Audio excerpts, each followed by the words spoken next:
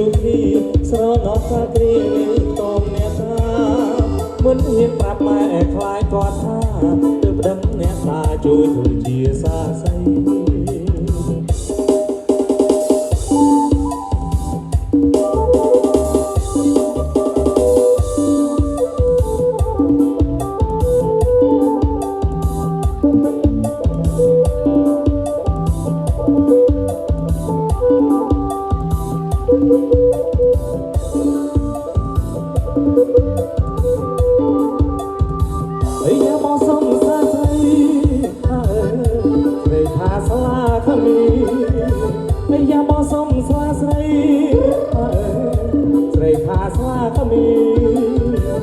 อยากมองจากไกล